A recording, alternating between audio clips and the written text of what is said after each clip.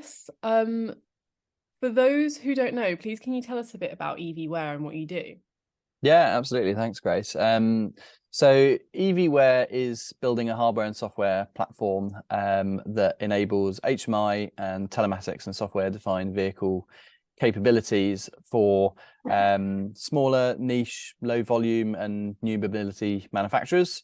So we come from from the experience of working with really large automotive OEMs and tier one providers who have obviously got access to great technology that's great for large OEMs.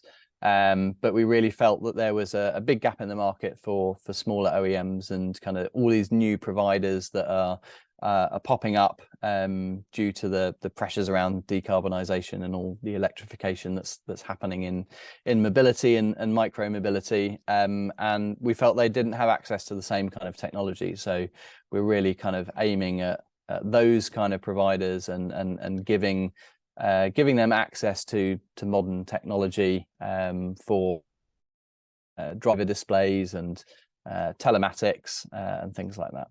Oh, and how do you think the development of software-defined vehicles will change the mobility industry?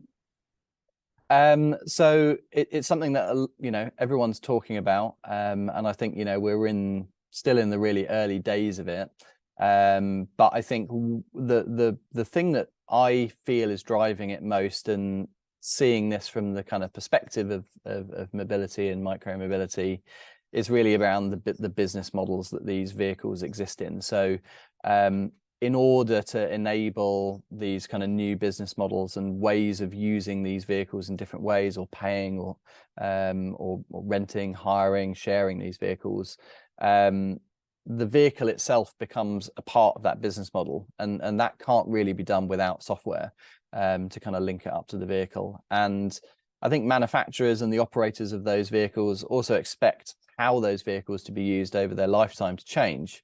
So again, I think the principle of this software-defined vehicle is to allow that vehicle to be adapted over time. So I think whilst there's a lot of conversation at the moment about what is the technology that's needed to enable the software-defined vehicle, I think we're still yet to see exactly what all the benefits of that will be later down the line. But I think this is it's laying the foundations now for what will be the future of mobility in 5 or 10 years down the line. Yeah, and tell us a bit about your next generation mobility platforms and solutions. Sure. So, I mean, we, as I mentioned, we're developing a hardware and software solution. We feel that it's really important to develop these things in unison, because it creates the best kind of possible product and the best outcome.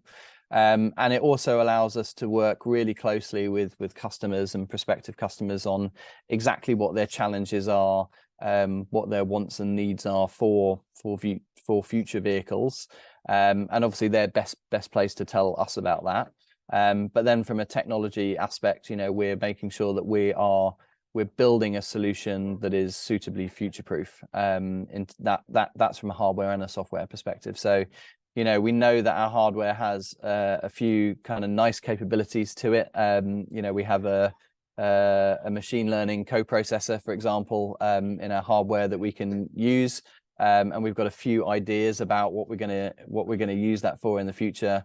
But we know it's important to have. But even if we don't have a direct use for it right now, so we're spending a lot of time making sure that our capabilities of our hardware and software have that future-proof capability to them.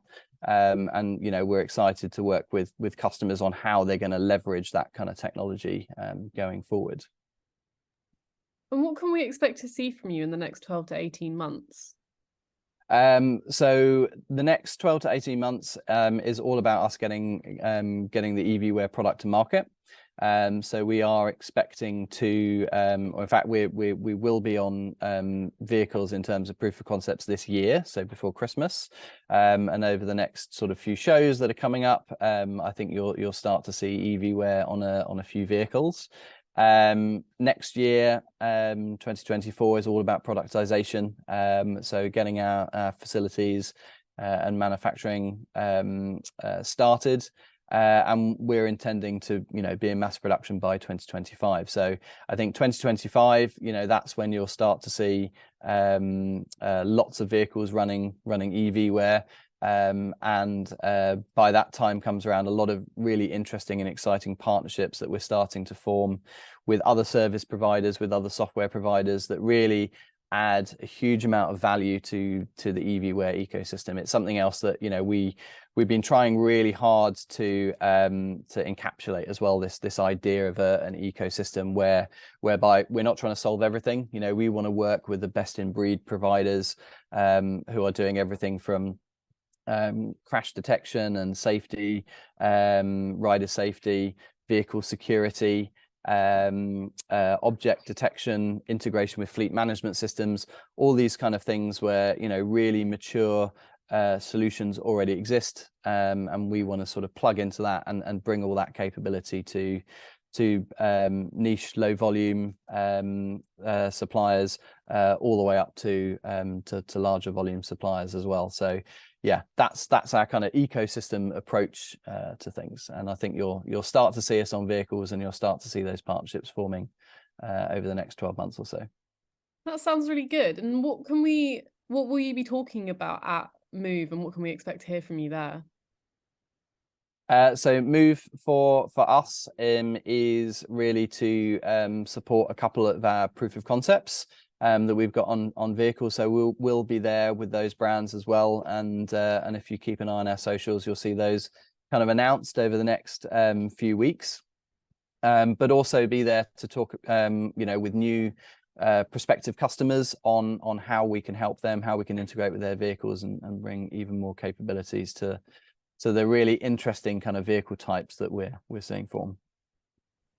Great. Well, thank you so much for speaking with us today, and we'll see you at Move. That sounds great. Yeah, looking forward to seeing you there.